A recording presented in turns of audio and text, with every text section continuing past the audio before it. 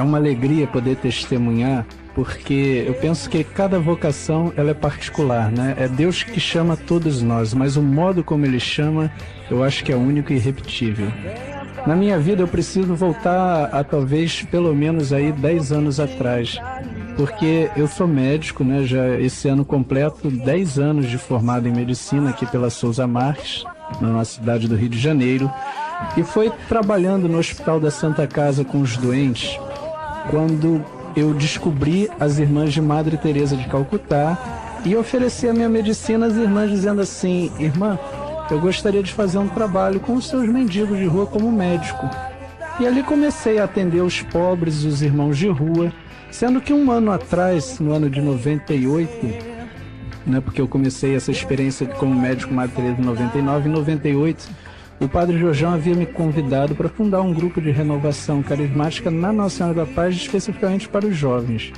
Então, tendo essa experiência dos mendigos, né, dos irmãos de rua, como médico, e fazendo um trabalho de evangelização com os jovens, inclusive muitos jovens começaram a se interessar e me ajudar com os pobres, ali foi despertando algo que eu não sabia exato o que era, mas aquilo que me impulsionava tanto a oferecer, vamos dizer assim, esse trabalho de amor aos pobres e ao mesmo tempo evangelizar, anunciar Jesus Cristo. E uma vez uma amiga médica, uma cirurgiã, que começou junto comigo, ela ficou tão emocionada e falou: Guido, eu quero te ajudar com os irmãos de rua. Veio essa cirurgiã e ela me deu isso já no ano 2000, portanto, né, já tinha ali, indo para o meu segundo ano de formado, ela chegou e falou assim: eu quero que você leia o livro Irmão de Assis, do Frei Inácio Laranhaga, que aliás é um best-seller sobre a vida de São Francisco. Lendo aquele livro, o que mais me impressionava era o despojamento e o amor de Francisco para com os pobres, mas para com todos. E um segundo passo, além desse despojamento na pobreza, é a liberdade de pregar o Evangelho. E um dia eu, em oração, disse assim: Jesus, eu queria ser livre para pregar o Evangelho. Interessante, eu fiz esse pedido a Deus. E interessante, eu na época namorava, pensava em casar, né? Já tinha aí um tempo de namoro, mas de repente tudo aquilo mexia comigo. Eu dizia assim: algo me puxa por uma coisa que eu não sei exato o que é. E assim, fui caminhando, lendo o livro de São Francisco, e sempre lendo aquela vida de Francisco, aquilo me questionava.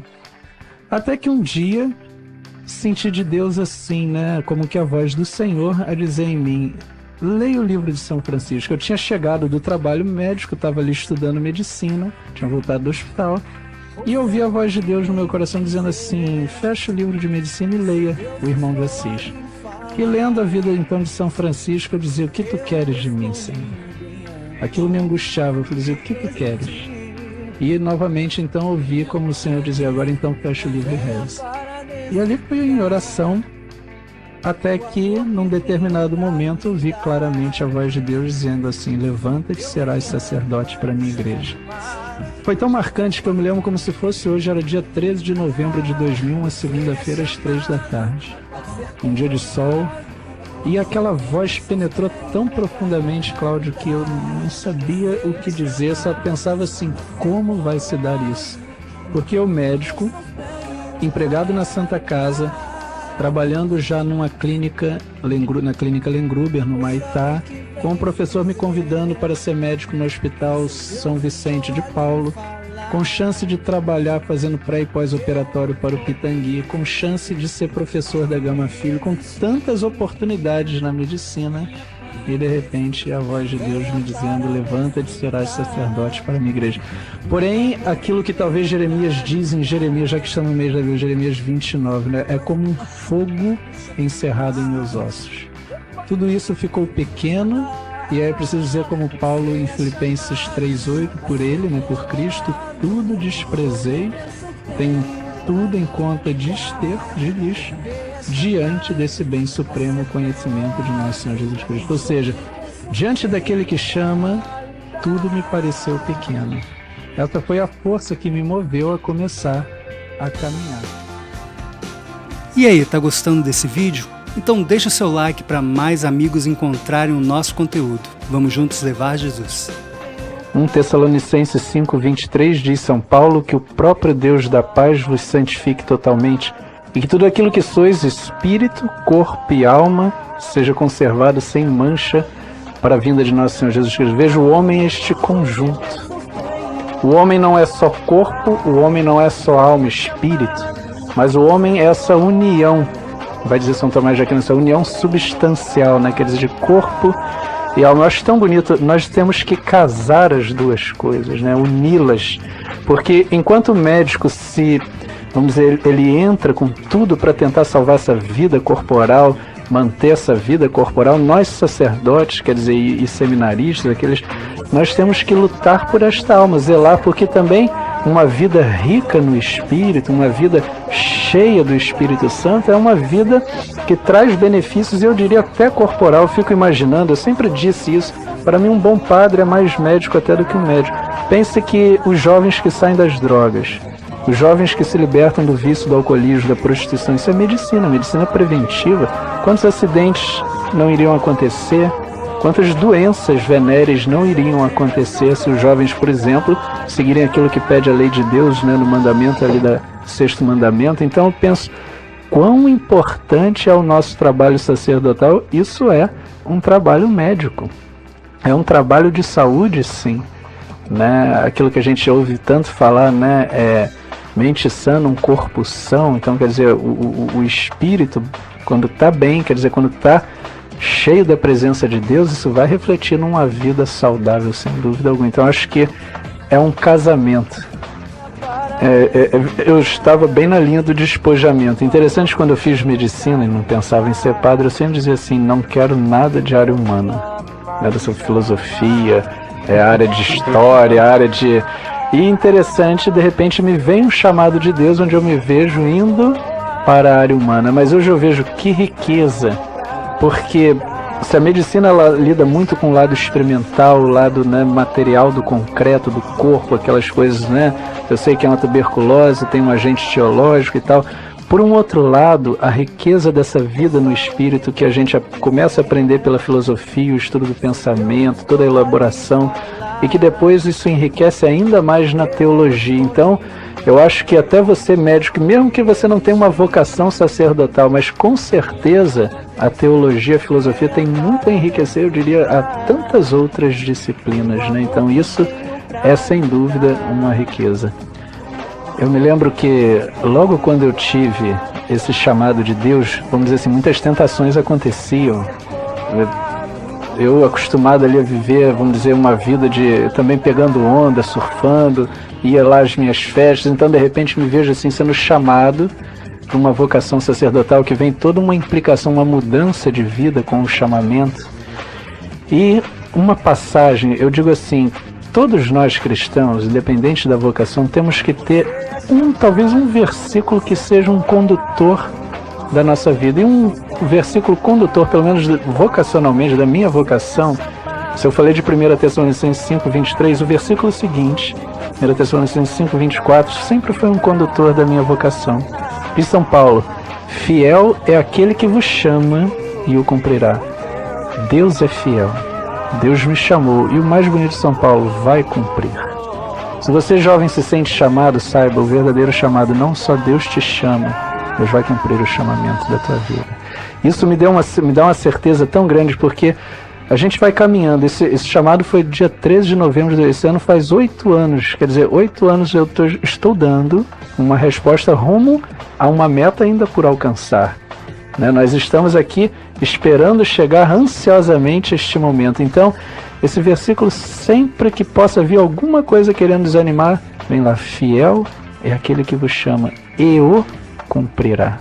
Deus vai cumprir, porque também diz Romanos 11:29, o dom e o chamado de Deus são irrevogáveis.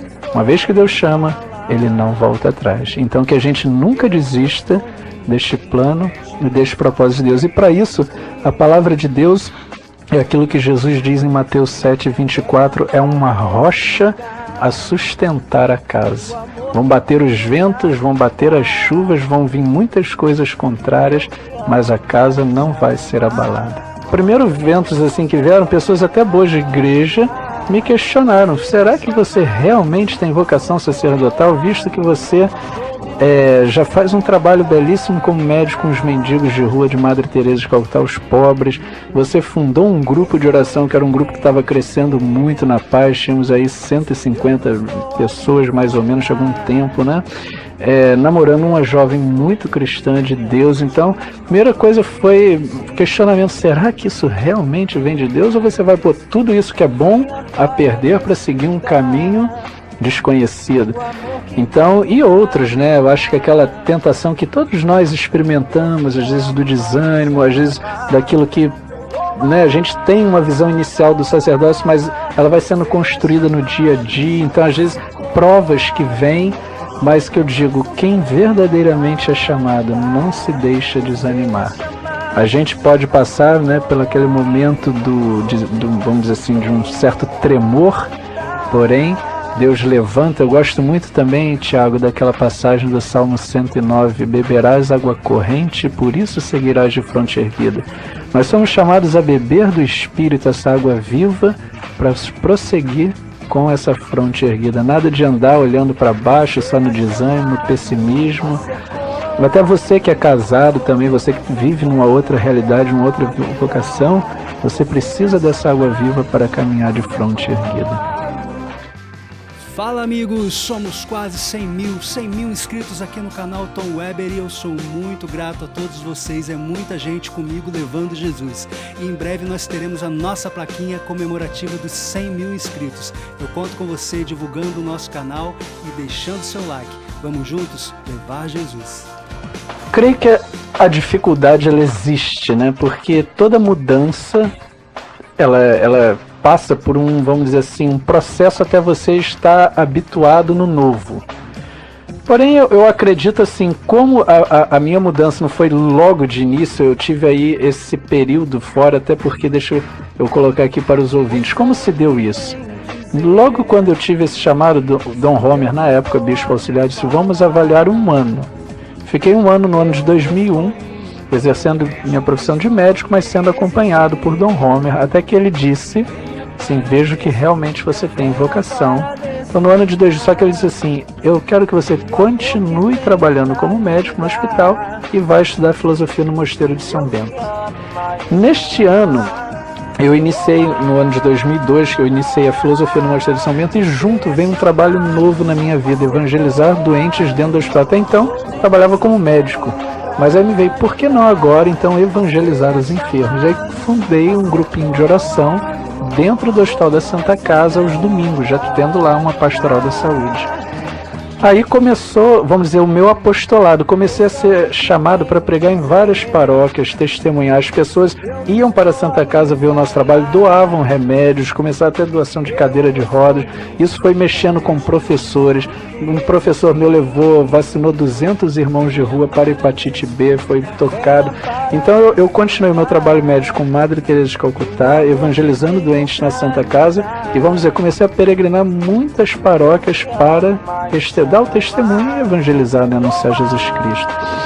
Então comecei assim a conviver com padres, com seminaristas. Então acho que o choque não foi tão grande, porque eu já vinha tendo uma experiência. Então mais ou menos você já ia vendo o que seria um seminário. Eu digo assim, claro, a gente sair da nossa casa de uma realidade, né, para outra, há sempre um estranhamento inicial. Porém, talvez já acho que a palavra choque eu não fazer que eu tive um choque, mas sim uma adaptação ao seminário, eu creio que seria a palavra certa.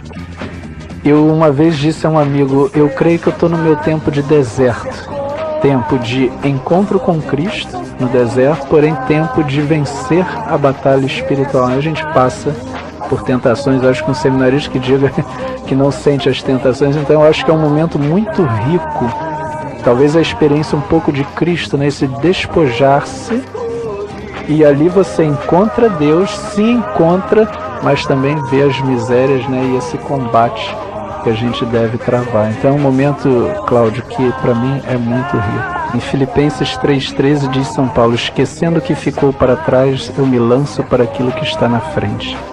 Jovem, se você escuta a palavra do Senhor, deixa o que ficou para trás, olha para frente.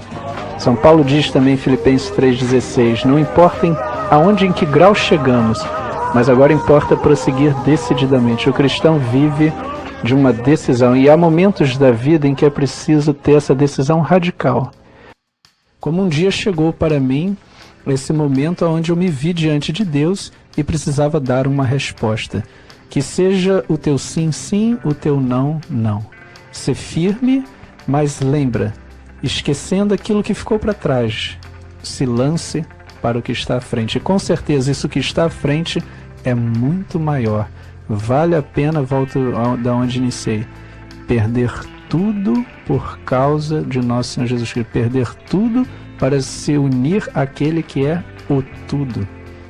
Isso vai dizer São João da Cruz, tudo perder para ganhar. Então eu acredito que isso aí é que deve iluminar o passo. Se você sente nesse apelo do Senhor, dê uma resposta. Senhor, já nos colocamos em Tua presença. Pedimos que a Tua palavra, com toda a sua riqueza, venha habitar em nossos corações. Dai-nos a graça, Senhor, de viver sempre segundo o Teu Espírito, que os frutos do Teu Espírito abundem em nossa vida, para que possamos em tudo proclamar a Tua verdade.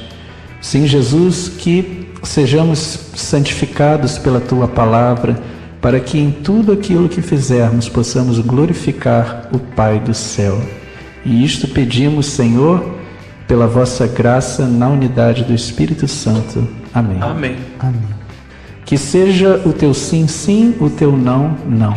Ser firme, mas lembra, esquecendo aquilo que ficou para trás, se lance para o que está à frente. E com certeza isso que está à frente é muito maior. Vale a pena perder tudo por causa de nosso Senhor Jesus Cristo. Perder tudo para se unir àquele que é o tudo.